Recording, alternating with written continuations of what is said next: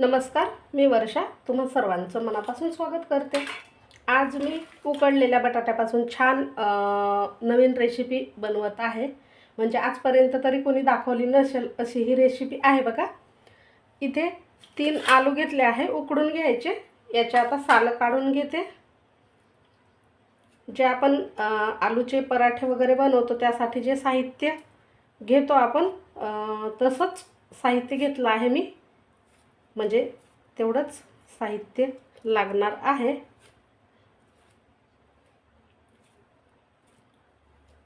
याचे संपूर्ण हे साल काढून घ्यायचे।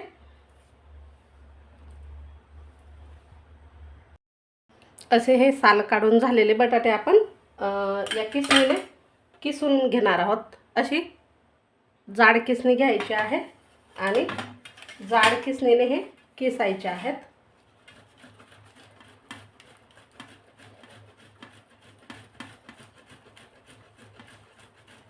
म्हणजे यामध्ये गुठळ्या राहिल्या नाही पाहिजे। आपण हाताने देखील मॅश करू शकतो।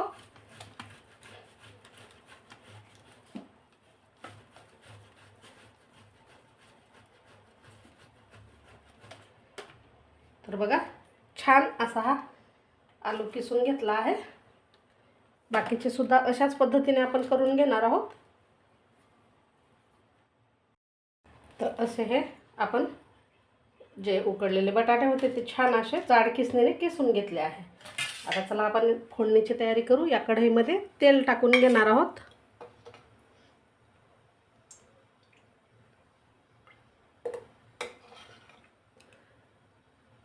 तेल गरम होऊ द्यायचं।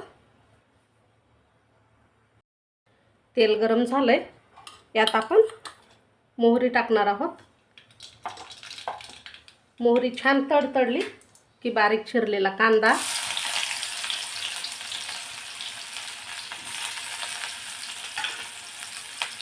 एक बारीक चिरलेली हिरवी मिरची सुद्धा टाकायची आहे।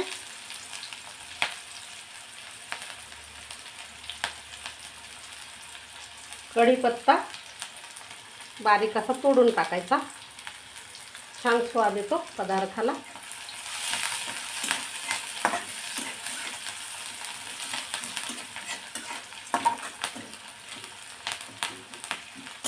आता यात टाकू आपण हळद,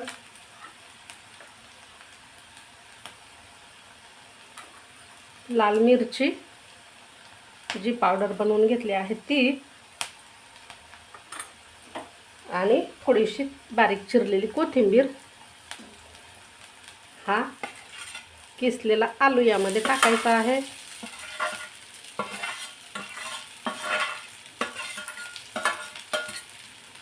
आता हे छान मिक्स करून घ्यायचं।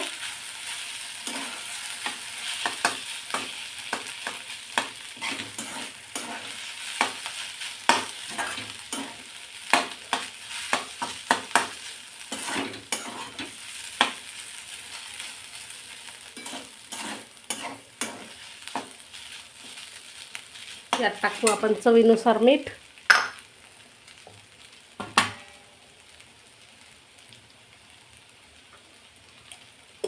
पुन्हा बारीक चिरलेला कोथिंबीर टाकायचा आहे।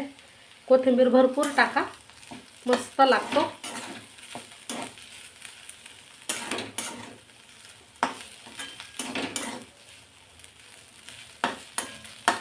आता हे आपण 1 मिनिटभर वाफवून घेणार आहोत। म्हणजे झाकण ठेवून असंच ठेवून देणार 1 मिनिटभरासाठी। नंतर गॅस बंद करून घेणार आहोत।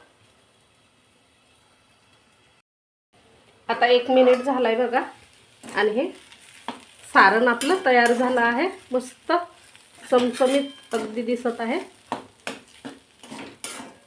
आता हे गार करायला ठेवून देऊ आपण। गॅस बंद करून घ्यायचा आणि सर्वात शेवटी यामध्ये लिंबू पिळायचं किंवा मग आमचूर पावडर टाकायची, म्हणजे अजून छान अशी चव येईल। आमचूर पावडर नसेल तुमच्याकडे तर चाट मसाला टाका, त्याने सुद्धा अगदी चटपटीत असा स्वाद येतो याला। आता गॅस बंद करून घेतला आहे, थंड करण्यासाठी ठेवून देऊ। इकडे या ताटामध्ये गव्हाचं पीठ घेऊ आपण।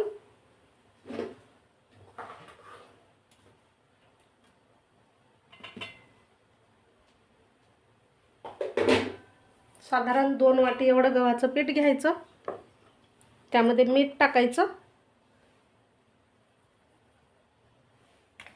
आणि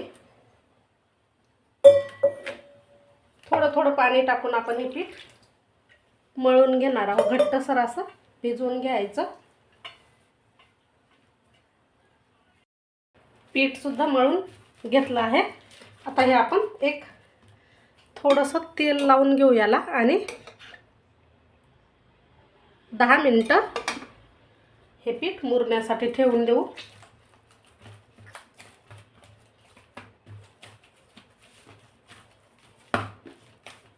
जसं आपण चपातीला पीठ भिजवतो तसंच पीठ भिजवायचं आहे. खूप घट्ट नाही, खूप पातळ पण नाही. आता साईडला ठेवून देऊ. 10 मिनिटं झाली आहेत बघा. आपण हे पीठ पुन्हा एकदा थोडंसं मळून घ्यायचं.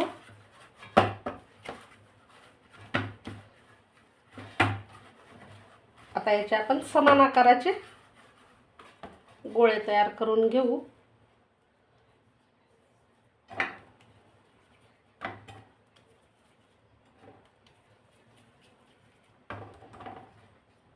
इकडे तवा सुद्धा गरम करायला ठेवायचा आहे. आता या पिठामधला एक गोळा घेते आणि याला कोरडं पीठ लावून घ्यायचं आणि पोळपाटावर याची छान पातळ अशी पोळी लाटून घ्यायची. जेवढी मोठी लाटता येईल तेवढी मोठी पोळी लाटून घ्या. थोडं थोडं कोरडं पीठ सुद्धा लावायचं आहे म्हणजे पोळपाटाला चिकटणार नाही.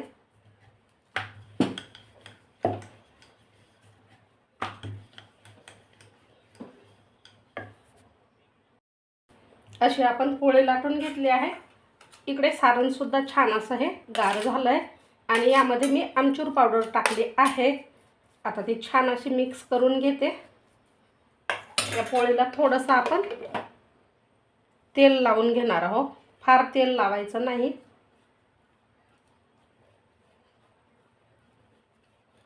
तव्याला सुद्धा तेल लावून घेणार आहोत आपण. तुम्ही तुपावर बी हा पदार्थ करू शकता. मी इथे तेल टाकत आहे.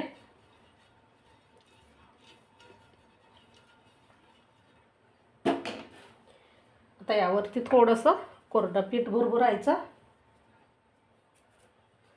थोडीशी कोथिंबीर देखील टाकते. छान लागेल त्यामुळे नक्कीच टाका. कोथिंबीर भरपूर टाका. आता हे सारण टाकायचं आहे यावरती.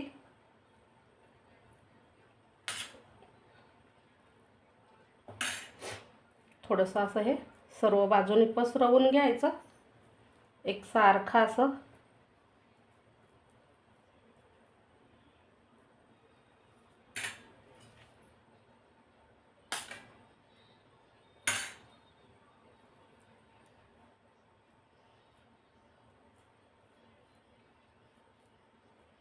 अशा पद्धतीने बघा.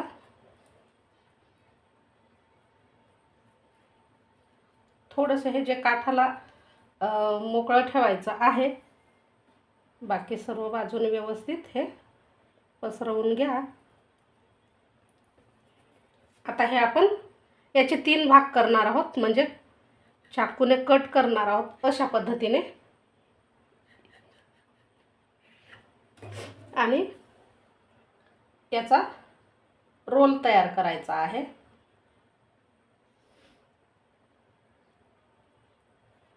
तर असा हा रोल तयार करायचा आहे आणि थोडासा असा प्रेस करायचा हाताने. इथे व्हिडिओमध्ये दाखवल्याप्रमाणे बघा असा. आता हा सुद्धा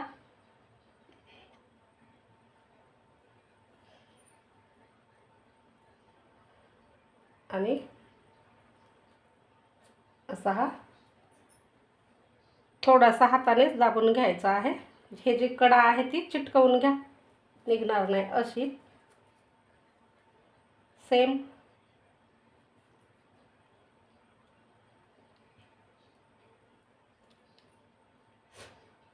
अशाच पद्धतीने आपण हा पण प्रेस करून घेणार आहोत।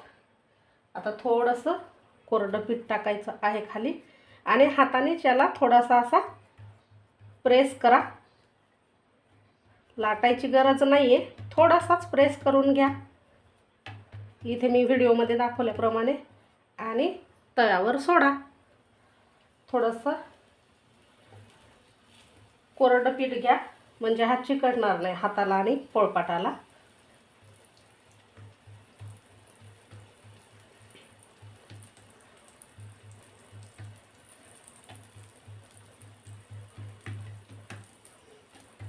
छान खुसखुशीत किंवा खमंग होईपर्यंत भाजून घ्यायचा। वरून तुम्ही अशी कोथिंबीर देखील पुन्हा लावू शकता। आतपर्यंत असा व्यवस्थित भाजून घ्यायचा मात्र अशा पद्धतीने। आता तुम्ही याला नाव काय द्याल मला नक्कीच कमेंट करून सांगा।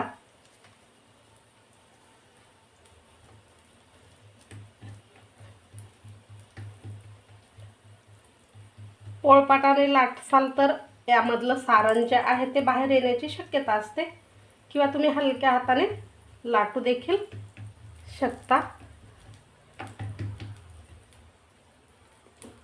आता बघा मी एका सोबत 3 हे पराठे म्हणा किंवा जे काय तुम्ही नाव द्याल या रेसिपीला ते भाजून घ्यायचं आहे। थोडं थोडं साईडनं सुद्धा तेल टाकत राहायचं आणि खमंग होईपर्यंत मध्यम आचेवर हे आपल्याला भाजून घ्यायचे।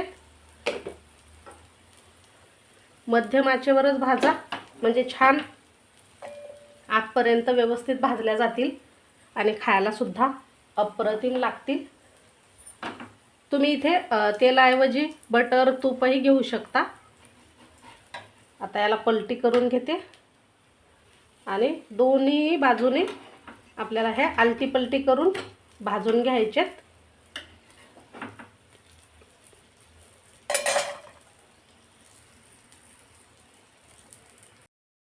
आता हे बाकीचे सुद्धा मी बनवून घेतले आहेत आणि हे सुद्धा मस्त असे खमंग भाजून तयार आहेत। आपण हे काढून घेऊ। छान असे आतपर्यंत भाजले पाहिजे बघा, खुसखुशीत झाले पाहिजे आणि खमंग भाजले पाहिजे। मेन म्हणजे कच्चे अजिबात ठेवायचे नाहीत। तर असे हे छान भाजून घेतले आहेत।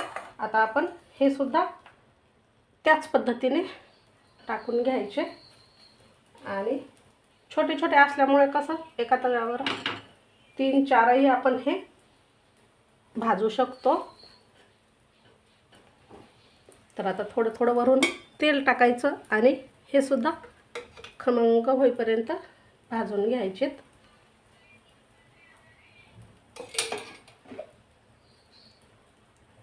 मस्त लागतात आणि सोबत कशाची गरज पडत नाही, म्हणजे चटणी भाजी किंवा सॉस सोबत सुद्धा खायची गरज पडत नाही। असेच हे खूप छान लागतात। मस्त टिफिनला देऊ शकता किंवा नाश्त्यालाही बनवू शकता आणि कधी स्वयंपाकाचा कंटाळा आला तर असे हे आलूचे मिनी पराठे बनवून खाऊ शकता।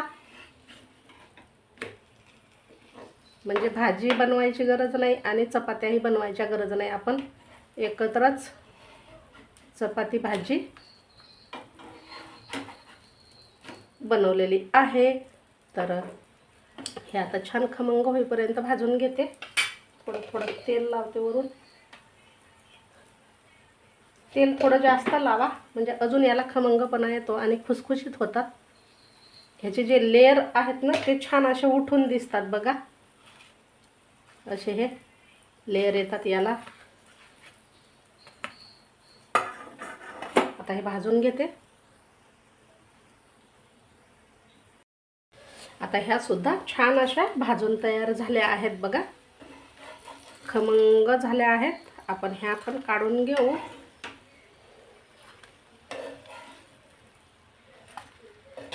तर असा आपला हा आगळा वेगळा पदार्थ तयार झाला आहे उकडलेल्या आलूंपासून। नक्की बनवून पहा, कसा झाला कमेंट करून सांगा। व्हिडिओ आवडल्यास लाईक शेअर करा आणि ज्यांनी आपल्या चॅनलला आधी सबस्क्राईब केलेलं आहे त्यांचे मनापासून धन्यवाद. तर व्हिडिओ शेवटपर्यंत बघितल्याबद्दलही धन्यवाद. भेटू नवीन अशाच छानशा झटपट रेसिपीसह.